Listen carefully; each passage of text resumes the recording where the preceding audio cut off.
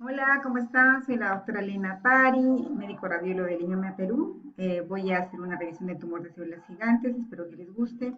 Bueno, ¿por qué hice esta revisión? Resulta que he tenido varios casos de ultrasonido musculoesquelético de tumores de células gigantes, de la vaina de los tendones, y siempre tenía mucha duda de si es un tumor, no es un tumor, me estaré equivocando. Consultaba con mi amigo Sidi, que es médico cirujano de mano de Brasil, que hace ultrasonido, y siempre me ayudaba con estos casos, ¿no? Y por eso me dediqué a revisar y a aclarar ciertas cosas. Bueno, el tumor de células gigantes de la vaina del tendón desde el 2013 se llama tumor de células gigantes tenosynoviales, de acuerdo a la Organización Mundial de la Salud. Es la segunda lesión más frecuente de la mano después de los gangliones quísticos.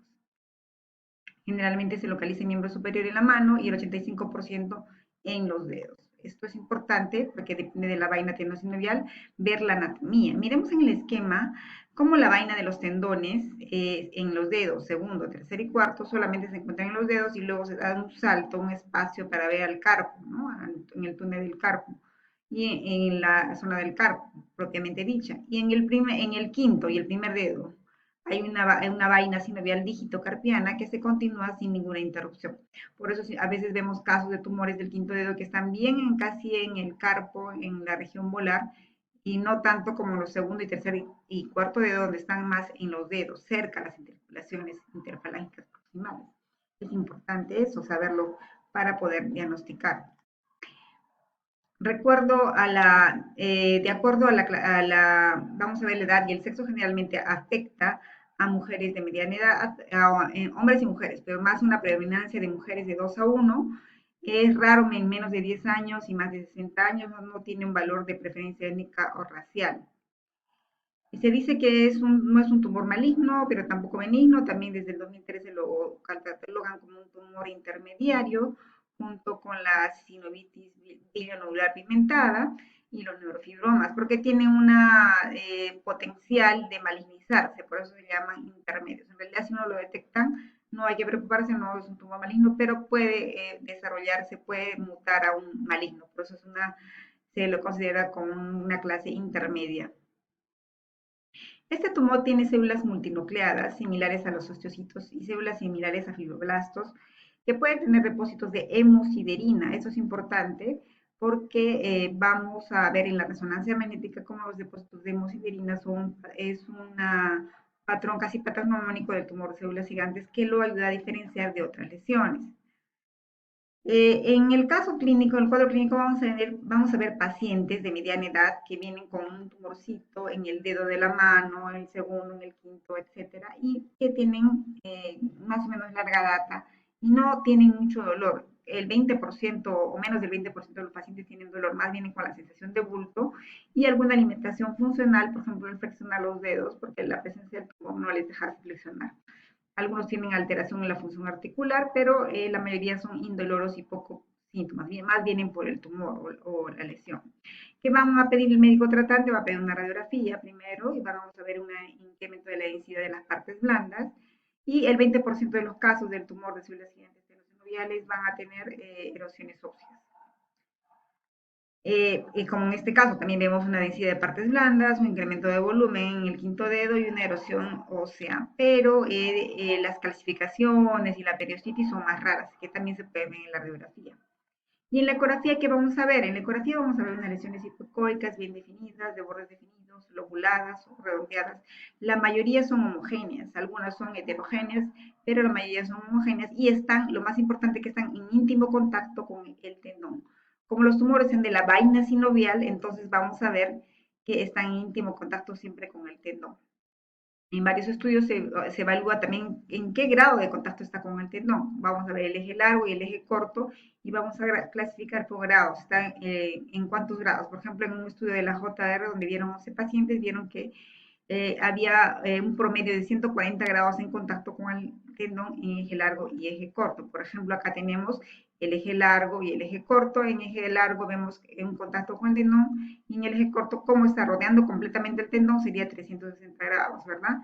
Bueno, entonces hay que hacer todas esas características, si está en contacto con el tendón, si es una masa hipocogénica, heterogénea, si no, si tiene vascularidad. Ahora, esta imagen es para ver el Doppler.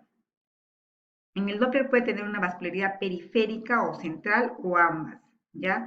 no es característico si solo sea periférico o central. Lo importante es que tenga vascularidad. Algunos no tienen mucha vascularidad, entonces, pero también sí cumplen las características de estar en contacto con el tendón.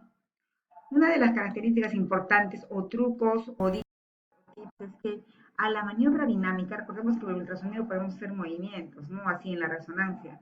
Vamos a ver a la maniobra de flexión cómo el tendón se desplaza muy bien y el tumor no se desplaza.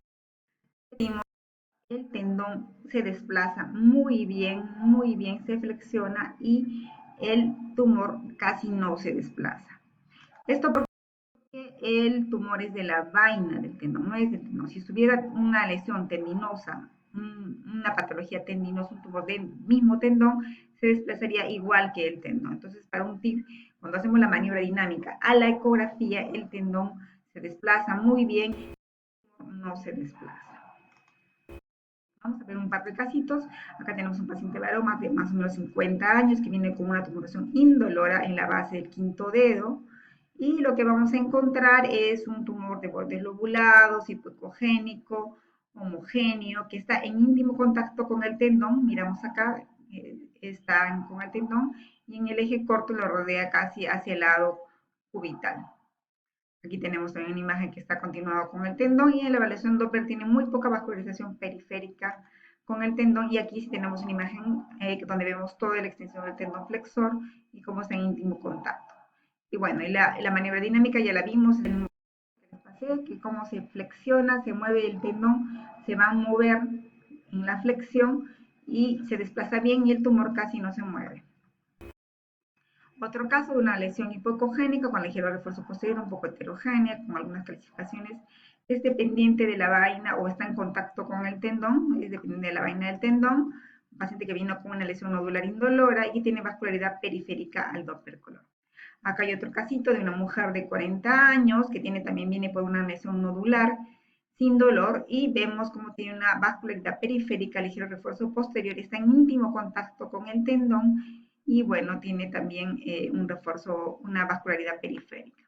Aquí tenemos una lesión con un transductor de mucho mayor resolución y vemos una vascularidad interna abundante. La lesión tumoral rodea completamente al tendón, casi en 360 grados, y se localiza anterior y posterior a la lesión.